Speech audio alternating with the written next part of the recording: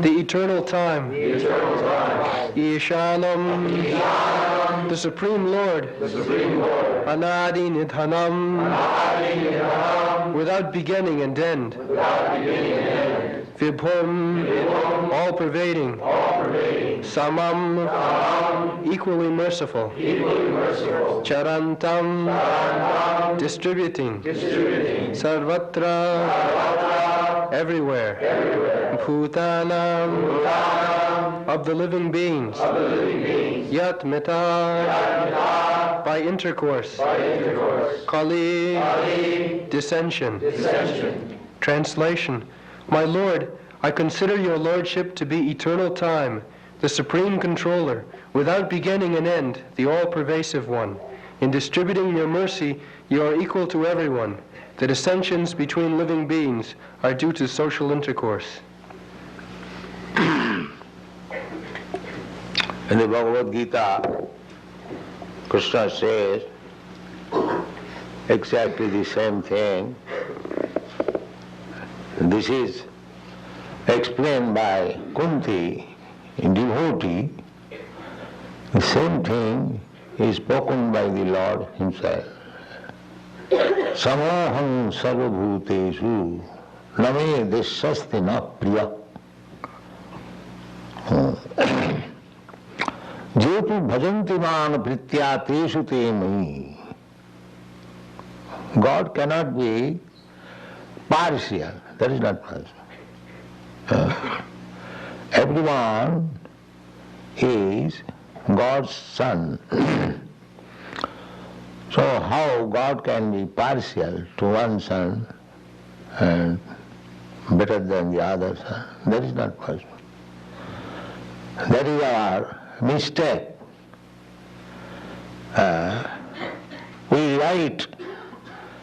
We trust in God, but we make discrimination. If you trust in God, then you must be equally kind and merciful to all living entities. That is God consciousness. So, Krishna says that I have no enemies, neither I have got friends. Nami deshasti na priya. Desha means enemy. We are envious of our enemy and we are friendly to our friends. So, Krishna is absolute.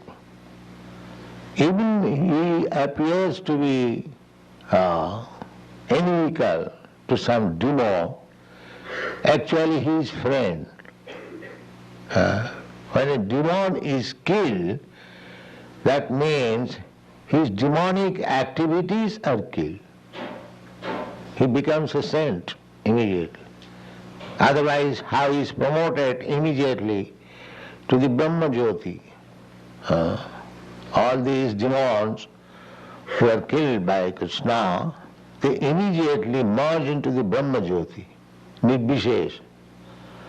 The only difference is, of course, the Brahma Jyoti, Paramatma and Bhagavan, they are one. Vadanti tat tattva vidas tattam.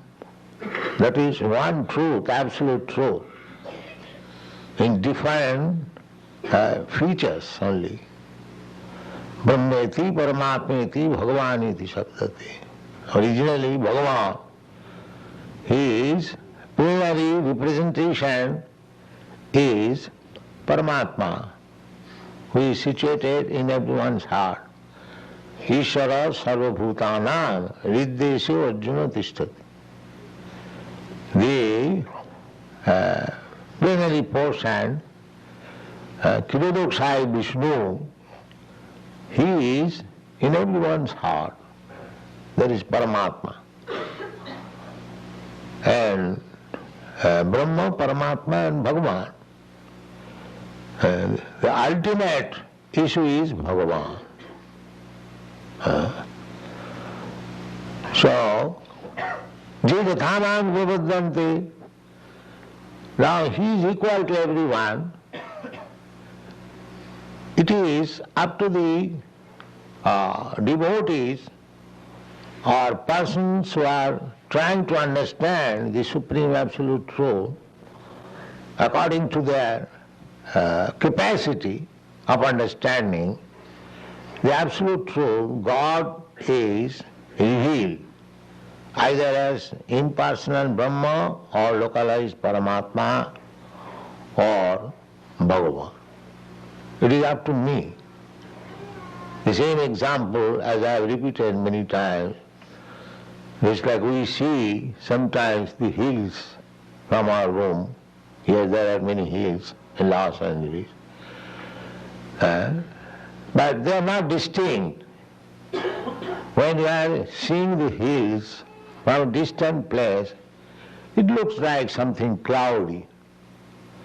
But if you go still farther towards the hill, you will distinctly find that there is something hill.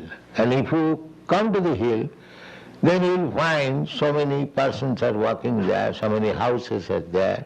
There are streets, motor cars, everything, all varieties. So similarly, when one wants to know the Absolute Truth, by his teeny brain, I shall make research to find out the Absolute Truth, then you will have vague idea, impersonal idea. And if you become a meditator, then you will find that God is situated within your heart. Dhyanavastita tadgatina manasa pasyanti jam yogina. The yogis, the real yogis, they, by meditation, they see Vishnu Murti within the heart. And those are devotees, they meet the Supreme Person face to face. It's like we are meeting face to face. Talk face to face. And serve directly. The Supreme Personality of Godhead orders that you supply me this, and he supplies. That is the difference. So, Samoham Sarvabhutesi, he is equal to everyone. Now it is up to you to understand him according to your capacity. So Kunti also says the same thing in this verse. Samam charantang sarvatra. Samam charantang. Charantang means moving.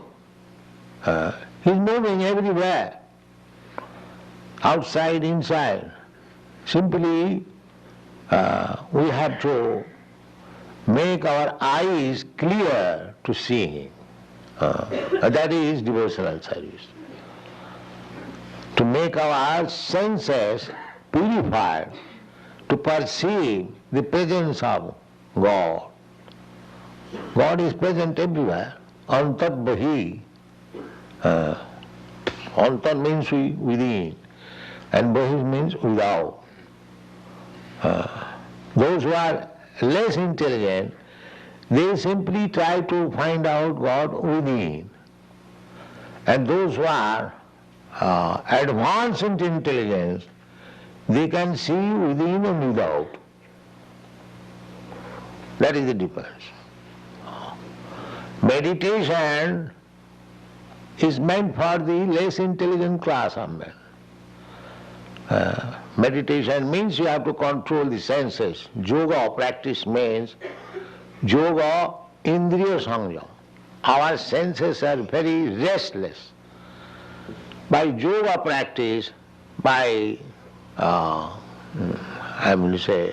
practicing different asana, so mind is controlled. The senses are controlled. Then we can concentrate upon the form of Vishnu within our heart. That is yoga system. or those who are too much in bodily concept of life, for them the yoga system is recommended, practicing the bodily exercise and find out the Supreme Lord within the heart. But bhaktas, those are devotees, who are still more advanced, they don't require to control their senses separately, because to be engaged in devotional service means controlling the senses. Suppose you are engaged in worshipping the deity, in cleansing the room, in decorating the deity, in making foodstuff for deity, everything nicely, so your senses are already engaged. Now, where is the chance of your senses being diverted? The senses are already controlled. Because my senses, Rishikena Rishikeso Sevanam Bhaktirichyate. Bhakti means simply to engage the senses in the service of this master of the senses. Rishikesh means master of the senses. And Rishik means senses. Now our senses are engaged for sense gratification. Sarvapadhi, the upadhi yukta. So I am this body, so I must satisfy my senses. This is the contaminated stage of life. But when one comes to the understanding that I am not this body, I am spirit, soul, part and parcel of God, so my senses, spiritual senses, should be engaged in the service of the Supreme Spiritual Being. That is one. That is mukti. Mukti means hitva unnatha rupam.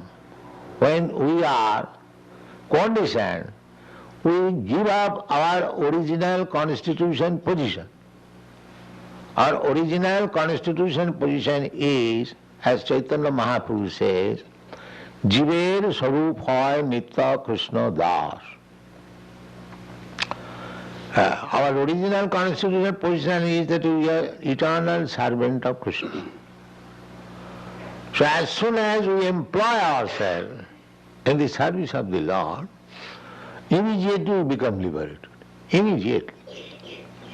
There is no question of passing through some process. This very process to engage oneself, engage one's senses in the service of the Lord means he is liberated. So this liberation is open for everyone. Samang charantam. Krishna does not say that you come to me, you become liberated. No, he is open for everyone. He says, Sarvadharman parityajamamikam saranam vraja. He speaks to everyone, not that he is speaking to Arjuna only. He is speaking to everyone. Bhagavad Gita is spoken not only for Arjuna. Arjuna is just like the target. But it is spoken for everyone, for all human beings. So one has to take advantage. Samang charantam is not partial, that you become just like the sunshine. The sunshine is not partial, that here is a poor man, here is a low-class man, here is a hawk, I shall not distribute my shining there. No, sun is equal. One has to take advantage of it. The sunshine is there open. But if you close your door, if you want to keep yourself in airtight darkness, that is your business. Similarly, Krishna is everywhere. Krishna is for everyone. Krishna is ready to accept you as soon as you surrender, samang chantam, there is no restriction. Krishna says, man hi partha vapasritya jeepishu papajuna. They make distinction that this is lower class, this is higher class. The Krishna says even lower class, so-called lower class, it doesn't matter. If he takes to me, then he is also eligible to come back to home, back to God. Samang charantam. And he is the eternal time. Everything is going on within the time. The time, our time calculation is past, present and future. This is relative. The other day we were discussing. This past, present, future is relative term. For a small insect, the past, present and future is different from my past, present and future. Relative term. Similarly, Brahma's past, present and future is different from my past, present and future. But Krishna has no past, present and future. Therefore he is eternal. We have got past, present and future because we change this body. Now we have got this body, it has got a date. In such and such date I was born by my father and mother. Now this body will stay for some time. It will grow, it will produce some byproduct, then it will become old, then dwindle, then finish. No more this body. You accept another body. This body is finished. The history of this body, past, present, future, finished. You accept another body, again your past, present, future begins. But Krishna has no past, present, future because he does not change his body. That is the difference between ourselves and Krishna. There's a Krishna spoke to Arjuna that in the past I spoke to the sun god about this philosophy, Bhagavad-gita. So Arjuna could not believe it. Arjuna knew everything, but for our education he put this question, that Krishna, we are contemporary, we are born practically in the same period. How can I believe that you spoke this philosophy to the sun god? And the reply was that, my dear Arjuna, you are also present there, but you have forgotten. I have not forgotten. That is the difference. Past, present, future for persons who forget. But who does not forget, who remains eternally, there is no past, present, future. Therefore, Kunti is addressing Krishna as eternal. Mannetam kalam. And because he is eternal, Ishanam, he is full controller. Kunti says, Manne, I think, by the behavior of Krishna, she could understand that Krishna is eternal. Krishna is the supreme controller. Anadi nidhanam. Anadi nidhanam. There is no beginning, there is no end. Therefore, Vibhum. Vibhum means the supreme, the greatest. Vibhum. We are Anu. We are the smallest. And Krishna is the biggest. Krishna is also, because we are part and parcel of Krishna, therefore Krishna is both the smallest and the biggest. We are simply smallest. But Krishna is both. Krishna, Vibhu, Greatest means all-inclusive. In the great, if you have got a big bag, you can hold so many things. In small bag, you cannot do that. So Krishna is Vibhu. He includes the time, past, present, future. He includes everything. And he is everywhere. That is Vibhu. Vibhu, all pervading. Krishna is everywhere. Annantarasthang paramanuchayantarasthang, in the Brahma Samhita it is said. The Krishna, because without Krishna the matter cannot develop. The scientists, the atheist scientists, they say the life comes out of matter. That is nonsense. No. Matter is one energy of Krishna and spirit is another energy. The spirit is superior energy and the matter is inferior energy. The matter develops when there is superior energy. Just like this country, America, the same America was 200 years ago, 300 years ago, the land. But it was not developed. But because some superior living entities from Europe came here, now America is so much developed. Therefore, the cause of development is the superior energy. The inferior energy, there are so many vacant land lying still, just like in Africa, Austria. They are called undeveloped. Why undeveloped? Because the superior energy, living entity has not touched it.